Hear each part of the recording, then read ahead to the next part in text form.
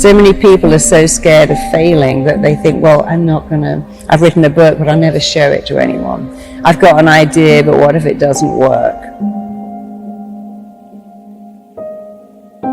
And when they begin to see, oh, it all tracks back to a thought which I'm free to change, it's very liberating, it's very empowering. Really, the only thing wrong with you is you don't think you're good enough. But it's very simple to think a different thought, because we own our thoughts. We have to remember something. The mind has no choice but to act on our thoughts. We have an incredible choice to think better thoughts. The strongest force in all of us is we must act in a way that matches how we define ourselves. So your mind's job is to make your thoughts real. The job of your mind is to listen to your thoughts and to start to make them real. People say, I don't know what I was thinking of. How did I end up in this mess? Well, you were thinking, I'm not going to succeed. Everything's not going to work out. If I start that business, it will fail. If I write the essay, it will get a bad mark. So I'm just going to procrastinate here and do nothing, and then I can't fail. And when you take people back to that, procrastination and self-sabotage is nothing more than a reaction to a thought that I'm not enough.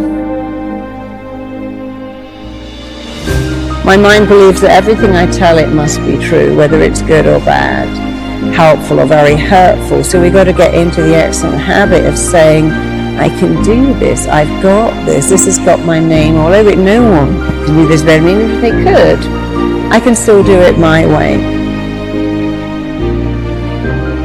Somebody like Eminem, who's a great reference for lost kids, because nobody believed in him and nobody believed he could be a rapper, but here he is, and he put his anger into rapping, and then they go, oh yeah.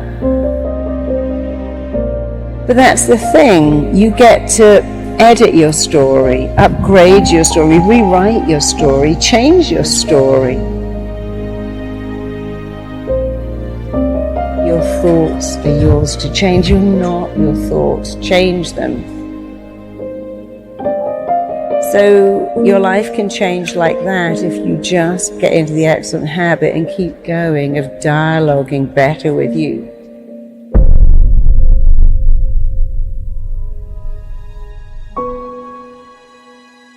You can change like that.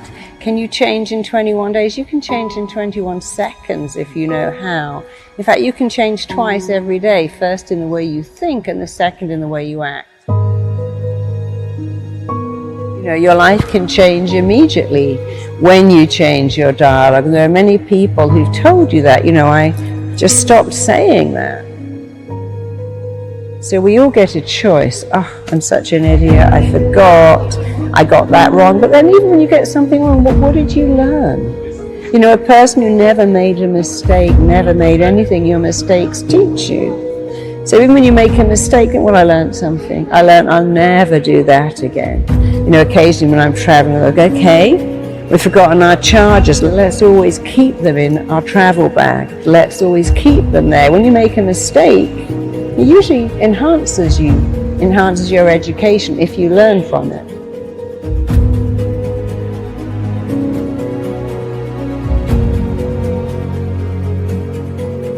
And that's one of the rules of the mind. Whatever you focus on, you get more of. And you can't be in two lanes, so pick a better lane, go into that better lane, keep telling yourself better things, think better thoughts. And whatever is the missing bit, the emptiness, the needs you didn't get met, take some time and think about what they are, and think about what you wanted here, and then tell yourself those words. I can do it. I've got this. I'm good at this. Because amazingly, there is nothing that will raise your self-esteem like praise, but your own praise is better. So if you said to me, oh, you can speak on stage, you can do that, I go, yeah, but you're just saying that. But if I say it, my mind believes that everything I tell it must be true, whether it's good or bad, helpful or very hurtful.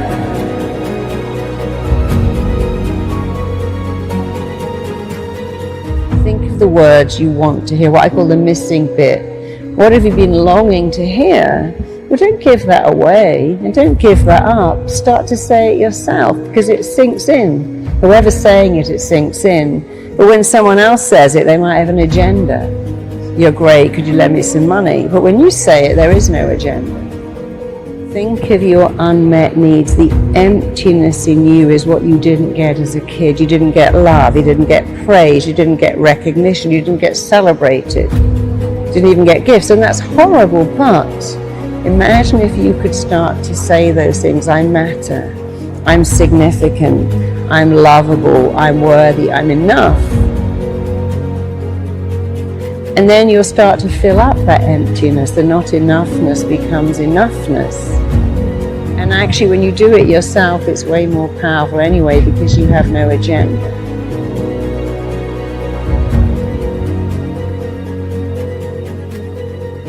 It all starts with a thought. But changing your thoughts is easy, it's free, can be instant. And so I really like to simplify what makes humans tick, because what's the point of making it complicated? How does that help anyone who says, well, I'm messed up and so hard to change and people can't change? It's like, well, that's not correct. Who taught you that? From the minute you're born, you're changing. Oh, it's long and arduous to recover. No, it isn't. Some people recover like that.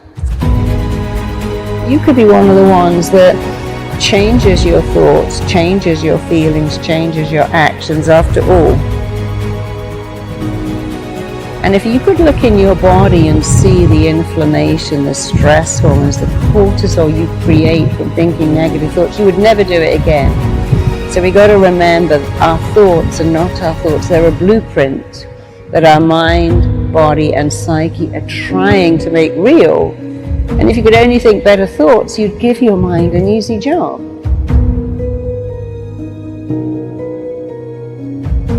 Your lovability's got nothing to do with the numbers on the scales or the numbers in your clothing label or the numbers on your birth certificate or the number of your followers.